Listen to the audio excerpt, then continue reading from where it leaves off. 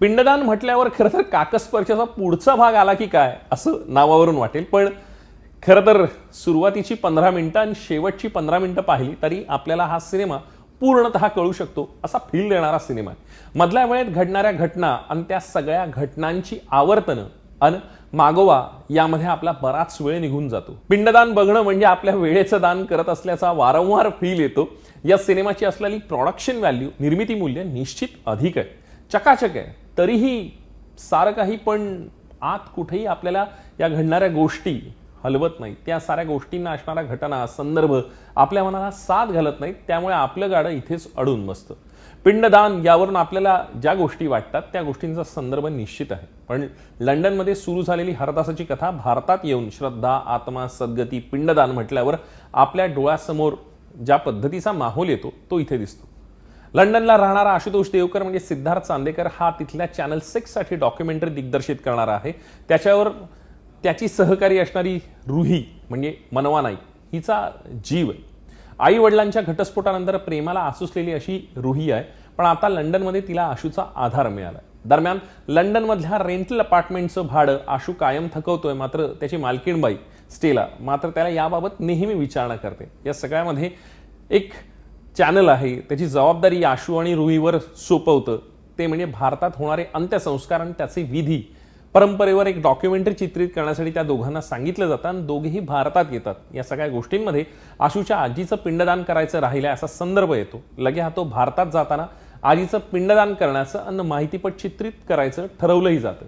तिथे गेल्यावर आशूच्या आणि रुहीच्या मध्ये ॲना येते का, ॲना ही लंडनमध्ये राहणारी मुलगी अस्खलित मराठी कशी बोलायला लागते, मनगंगेच्या काठावरचं काय रहस्य आहे, अर्थात रुद्रबाबा कधी बोलणार, या सगळ्या गोष्टींचा उहापोह म्हणजे पिंडदान। पिंडदान हा सिनेमा आहे मनोहर तरी अशाच पद्धतीचा आहे।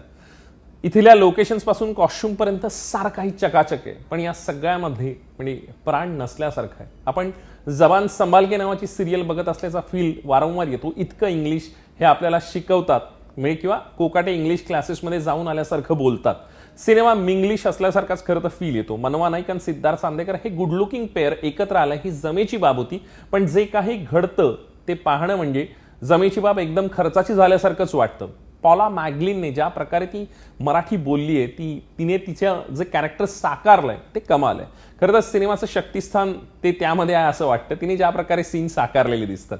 मनवान सिद्धार्थ चांदेकर चमकदार आहेत, पण त्या चमकदारपणाचं करायचं काय असा प्रश्न पडतो, कारण साकारल्याने काही इम्पॅक्टच येत नाही। त्यामुळे त्यांचे कॉस्ट्युम, लोकेशन्स कितीही उत्तम असले तरी कॉन्टेंट हल्ला आहे म्हटल्यावर करणार तरी काय। उत्तम प्रोडक्शन व्हॅल्यू, सिनेमाचा क्लायमॅक्स आणि सिनेमातलं नाट्य हे एकच असल्यासारखं वाटतं। त्यामुळे सुरुवातीची 15 मिनिटं, अखेरची 15 मिनिटं यामध्ये रुद्रबाबा नामक बाबा त्यावेळेस बोलतात। राघव, श्री, आशू, रुही, ॲना या सगळ्याची उकल होते। या सिनेमाचा बॅकग्राऊंड स्कोर हा मात्र भलताच आहे।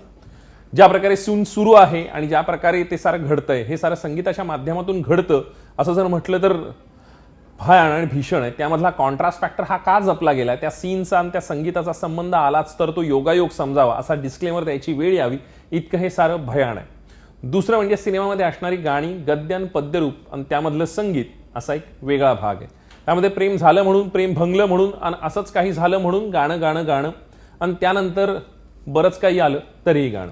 आतापर्यंत अवयव दान करण्याची तयारी खरं तर करू शकत होतो, करतातही लोक, पण हे पिंडदान म्हणजे स्वादुपिंडापासून आणखी कोणत्याही पिंडाचं दान केलं तरी ते पूर्ण होणार नाही, म्हणजे असंच हे खरं तर वाटत राहतं।